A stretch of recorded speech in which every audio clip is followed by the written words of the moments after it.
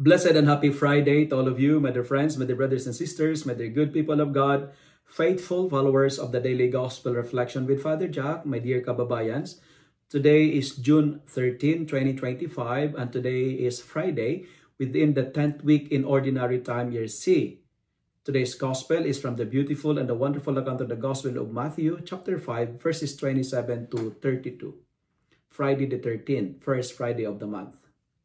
In today's Gospel, Jesus speaks to us about the deeper meaning of love and faithfulness. He reminds us that true love is not only shown by what we do, but also by what we carry in our hearts. This is what he said in today's Gospel, and I quote, "You have heard it said, you shall not commit adultery. But I say to you, everyone who looks at another with lust has already committed adultery in his heart." End of the quote. Adultery is like a pandemic right now. But we can destroy this by replacing lust with love. Lust is very self-destructive because it makes, it's like people making it like a passion, but it is self-destructive because it always ends in tears and regrets. When Jesus said, "You shall not commit adultery," these are strong words, but they come from a place of deep love and care.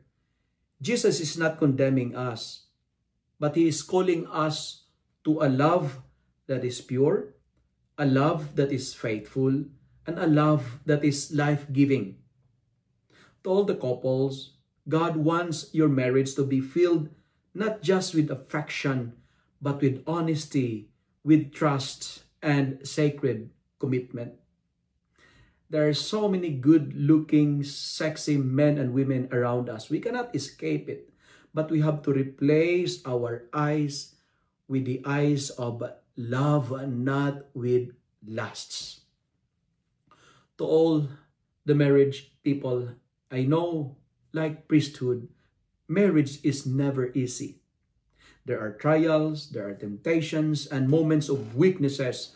But today's gospel reminds us that God sees our efforts to love one another well. He knows our struggles, and God walks with us through them. Jesus calls us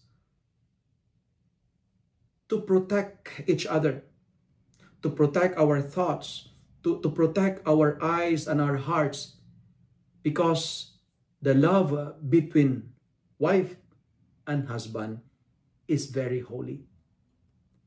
Now, my dear friends, my dear brothers and sisters, especially those who are couples, if you have made mistakes in the past, don't be afraid, because God is merciful. He is not here to shame you, but to heal you.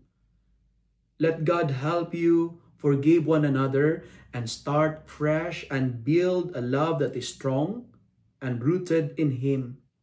And purity of heart does not mean protection. It means having a heart that truly desires to love as Jesus loves. Dear couples, the best gift you can give to each other is your faithfulness, not just in body, but also faithfulness in soul. In a world that often distorts love, you are called to be signs of God's patience, God's sign of God's forgiving and enduring love. Hold on to each other. Pray for each other. And when you're struggling, when you have misunderstandings, turn to Christ. He is the center of your love and the one who holds your hearts together. May, and this is my prayer, may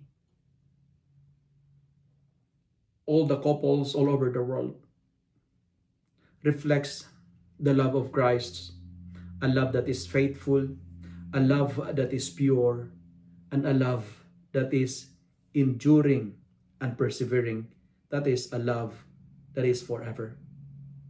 Let me end my reflection by saying, today, we are challenged, whatever causes us to sin, let us destroy it.